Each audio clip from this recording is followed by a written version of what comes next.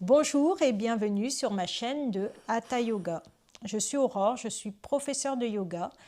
Pour donner un peu plus de profondeur à ma pratique, j'aimerais partager avec toi les textes sacrés qui ont fondé la philosophie du yoga, notamment les 108 Upanishads. Quand tu pratiques le yoga, tu prends conscience que tu peux observer ton corps avec tes 5 sens, le ressentir.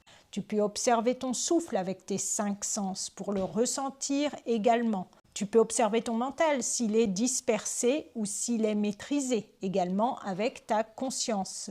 Mais qui est cet observateur en toi ? Cet observateur, c'est ton moi profond, c'est ta véritable nature. En yoga, on appelle ça l'Atman, le divin qui est en nous.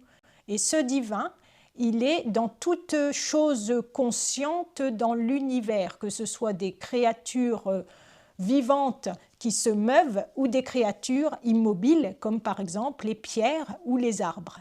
Je te propose d'écouter un extrait de l'Aitériya Upanishad qui explique ce qu'est l'Atman, le soi.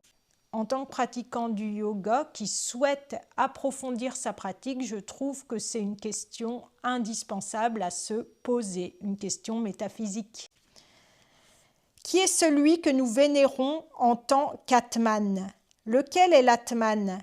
Est-ce celui par qui nous voyons la forme, ou celui par qui nous entendons le son, ou celui par qui nous sentons les odeurs, ou celui par qui nous prononçons des paroles, ou celui par qui nous distinguons les saveurs douces et aigres.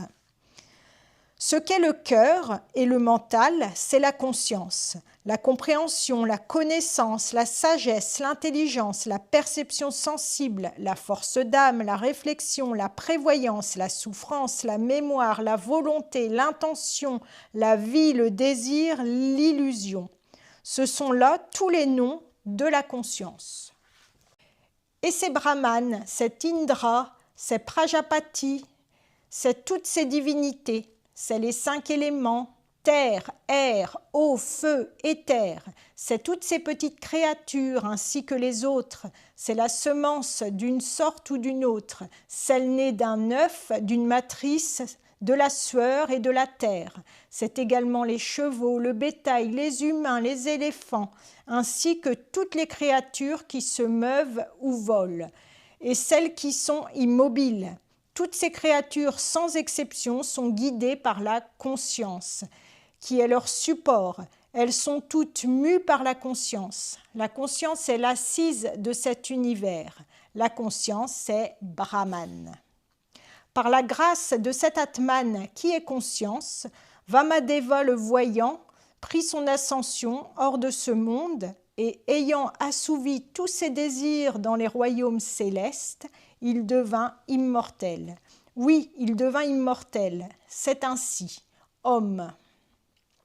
Homme, que mon discours reflète et s'accorde à mon esprit, et que mon esprit reflète mon discours.